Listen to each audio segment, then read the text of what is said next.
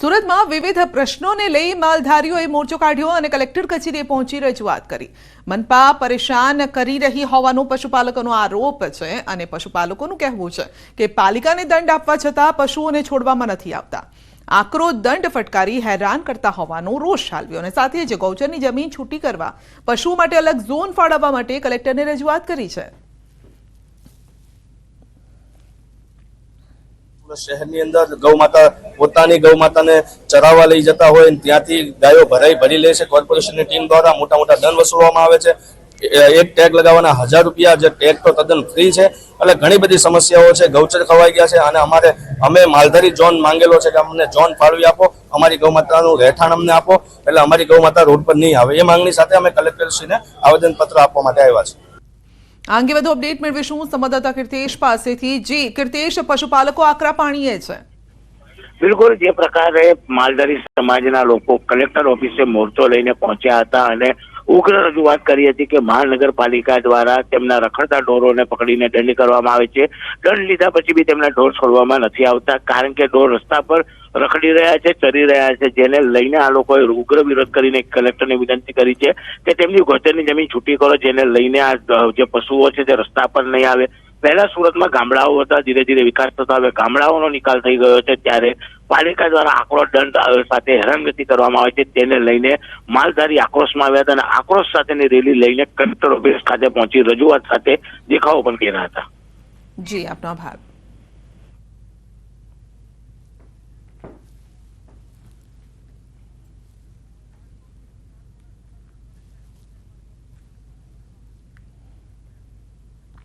રાજકોટની વાત કરીએ તો અહીં અસામાજિક તત્વોનો આતંક જોવા મળ્યો છે। તોડફોડ કરવામાં આવી છે। આપ જોઈ શકો છો દ્રશ્યોમાં અસામાજિક તત્વોએ તરખાટ મચાવ્યો છે અને તેઓએ તોડફોડ કરી છે, જેના દ્રશ્યો સામે આવ્યા છે। તો અપશબ્દો પણ તેઓ બોલી રહ્યા છે। ખાણીપીણીના સ્ટોલ્સમાં કરી છે તોડફોડ। રાજકોટમાં અસામાજિક તત્વોનો આતંક। શહેરમાં ગત રાત્રિએ ખાણીપીણીના સ્ટોલ્સમાં કેટલાક શખ્સોએ તોડફોડ કરી।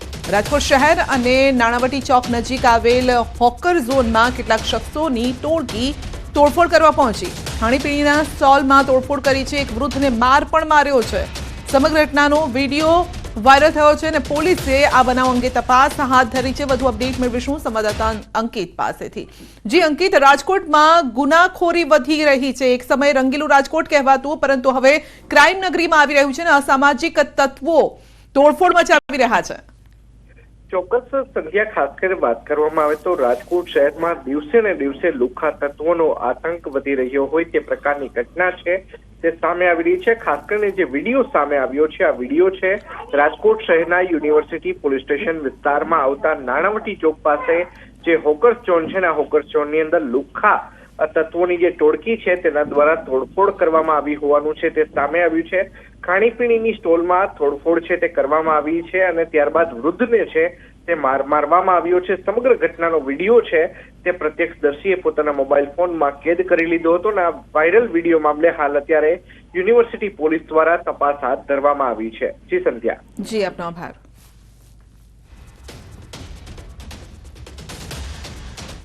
પંચમહાલમાં સામાન્ય બાબતમાં જીવલેણ હુમલો થયો છે। હોટલના ધુમાડા અંગે ટકોર કરતા તલવાર લઈને તૂટી પડ્યા। ગોધરાના ગોંદ્રા વિસ્તારની ઘટના છે। ટકોર કરવા ગયેલા વ્યક્તિ પર તલવારથી હુમલો થયો છે। તલવારથી હુમલો કરતા એક વ્યક્તિ ઇજાગ્રસ્ત થયો છે। મારામારી કરનાર 4 શખ્સ સામે ફરિયાદ પણ નોંધાઈ છે અને ત્યારે હાલ તો પોલીસે આરોપીને પકડવા માટે ચક્રો ગતિમાન કર્યા છે।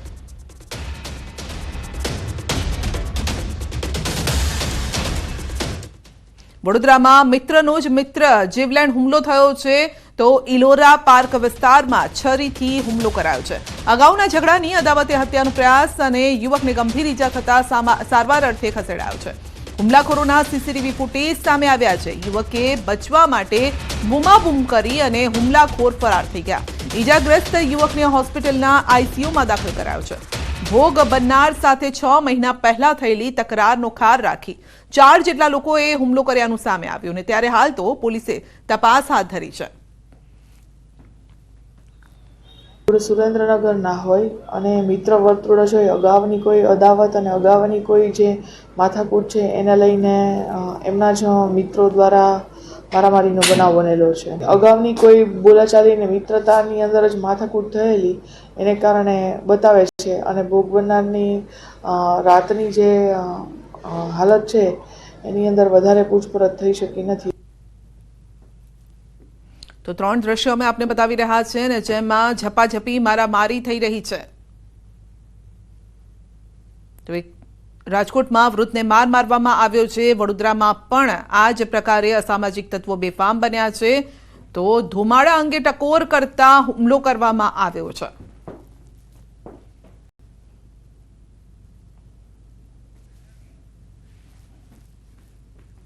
મોરબીમાં છરીની અણીએ ડીઝલની લૂંટ કરનાર આરોપીઓ ઝડપાયા છે. હાઈવે પર લૂંટ કેસમાં મોરબી એલસીબીને મળી છે મોટી સફળતા.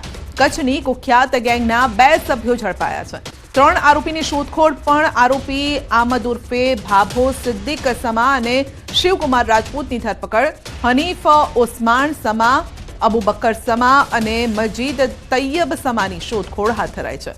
750 લીટર ડીઝલ અને 3 કાર સાથે કુલ 10.74 લાખનો મુદ્દામાલ જપ્ત કરાયો છે અને આરોપીઓ આ પ્રકારે લૂંટ કરવા ટેવાયેલા હોવાનો ખુલાસો થયો છે. તો જો કોઈ પ્રતિકાર કરે તો હત્યા કરવાની પણ તેઓ તૈયારી દર્શાવતા હતા.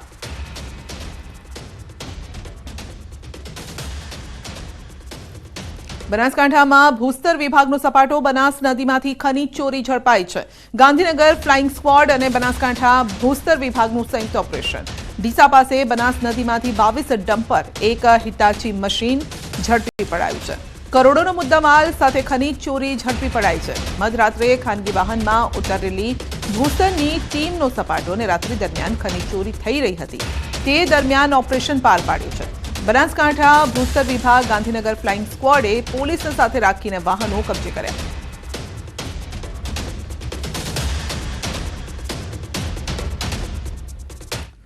તો ફ્લાઇંગ સ્ક્વોડની ખનીજ માફિયા સામે કાર્યવાહી છે. સુરત ફ્લાઇંગ સ્ક્વોડના વડોદરામાં દરોડા. શિનોરમાંથી મોટા પ્રમાણમાં ખનીજ ચોરી ઝડપાઈ છે. 5 વાહનો સહિત 1 કરોડથી વધુનો મુદ્દામાલ જપ્ત કરાયો છે. વડોદરા ભરૂચ જિલ્લામાંથી પસાર થતી નર્મદા નદીની આસપાસના મોલેથા અને નરખડી વિસ્તારમાં કાર્યવાહી કરાઈ છે. અને હવે સવાલ એ થાય છે કે ગેરકાયદેસર પ્રવૃત્તિ સ્થાનિક તંત્રને કેમ દેખાતી નથી, સ્થાનિક તંત્ર કેમ કાર્યવાહી નથી કરતું. ત્યારે હાલ તો સુરત ફ્લાઇંગ સ્ક્વોડની કડક કાર્યવાહીથી ખનીજ માફિયાઓમાં ફફડાટ છે.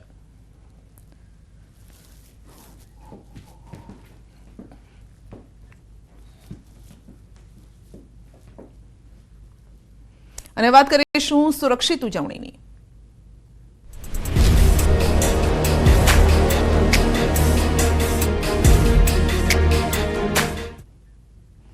ખેડામાં ઉત્તરાયણ પૂર્વે કાતિલ દોરીનો કહેર. બાઇક ચાલક યુવકનું દોરીથી ગળું કપાયું છે. કઠલાલના મોતીપુરા ગામ નજીક બની છે ઘટના. ઘાયલ યુવકને તાત્કાલિક સારવાર મળતા જીવ બચ્યો છે. યુવકને વધુ સારવાર અર્થે અમદાવાદની સિવિલ હોસ્પિટલમાં ખસેડાયો છે.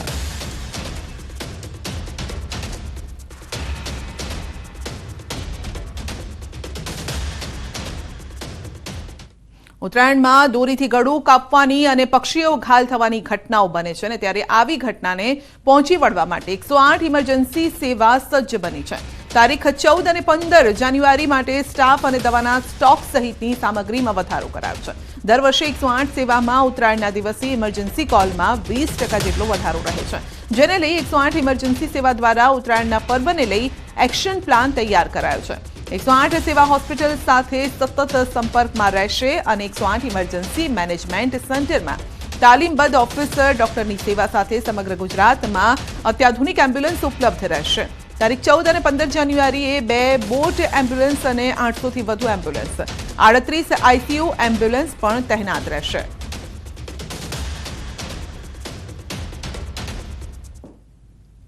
જાન્યુઆરીના દિવસે લગભગ 29% જેટલી વધી અને 4,900ની આસપાસ ટોટલ ઇમરજન્સીસ થવા પામશે. અને તેવી જ રીતે વાસી ઉત્તરાયણનો જે દિવસ છે તે દિવસે પણ આ કાઇટ ફ્લાઇંગનું પ્રમાણ વધારે હોવાના કારણે લગભગ 20% જેટલો વધારો થઈને 4,500 જેટલી ઇમરજન્સીસ ગુજરાતમાં થવા પામશે. અમરેલીમાં લેટરકાંડ મામલે રાજકારણ ગરમાયું છે. અમરેલીના રાજકમલ ચોક ખાતે કોંગ્રેસના ધરણા. પૂર્વ વિપક્ષ નેતા પરેશ ધાનાણીએ ઉપવાસ શરૂ કર્યા છે. ધાનાણી દ્વારા 24 કલાકના ઉપવાસની શરૂઆત થઈ છે. પૂર્વ ધારાસભ્ય લલિત કગથરા, લલિત વસોયા, ગીતા પટેલ સહિતના કોંગ્રેસના નેતાઓ પણ જોડાયા છે. લલિત કગથરાએ નારણ કાછડિયા અને અમરેલીના 5 ધારાસભ્યો સામે ઉઠાવ્યા છે સવાલ. કોંગ્રેસ નેતાઓએ પાયલ ગોટીને ન્યાય અપાવવાની માંગ સાથે વિરોધ નોંધાવ્યો. તેણે માર માર્યો છે, જે પ્રકારના પોલીસના લોકોએ યાતના આપી છે, એને તમે છટ્ટી વગાડીને ડિસમિસ કરાવો. ડિસમિસ નહીં કરાવવાથી પીડિત પાયલે એટલી જ વાત કરી, મને કશું નથી જોતું, મારું માન સન્માન ત્યારે જ મારું ગણાય કે મને જે હેરાન કરી છે એ લોકોને પનિશમેન્ટ આપો. એના ભાગરૂપે પરેશભાઈ 24 કલાકના ધરણા કર્યા છે.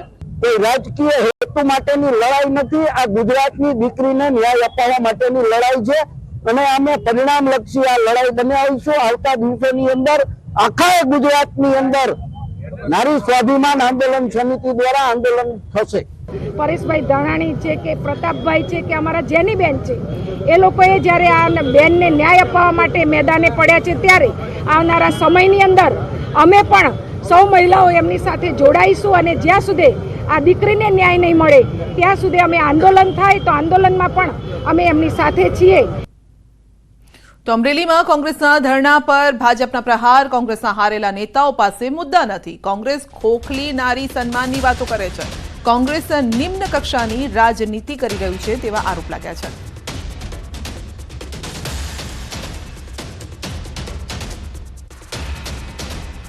એમના નેતાઓ કોંગ્રેસની સભાની અંદર પણ મારવામાં આવ્યા હોય એવા દ્રશ્યો છે.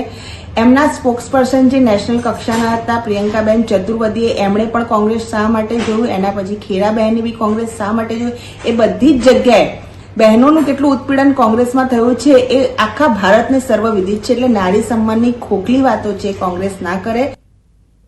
ભાવનગરમાં ગેરકાયદેસર દબાણો પર તંત્રનું બુલડોઝર ફર્યું છે. રોડમાં અડચણરૂપ દબાણો તોડાયા છે. તો પિંજારાવાડ વિસ્તારમાં મનપાએ કરી છે કાર્યવાહી અને ગેરકાયદેસર થયેલ દબાણ તોડાયા છે. ચુસ્ત પોલીસ બંદોબસ્ત સાથે દબાણ હટાવવામાં આવ્યા.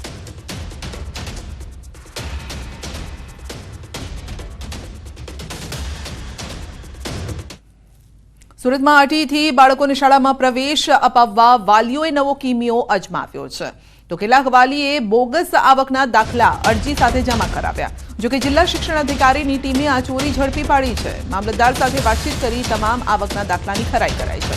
250થી વધુ વાલીઓએ આ રીતે પ્રવેશ માટે અરજી કરી હતી. જોકે ડીઓએ તમામની અરજી છેલ્લા દિવસે રિજેક્ટ કરી. મહત્વનું છે કે 2025-26માં આ રીતની ગેરરીતિ ન કરવા સૂચન અપાયું છે. જો હવે આ રીતે ગેરરીતિ કરાશે તો પોલીસ ફરિયાદની ચીમકી આપી છે.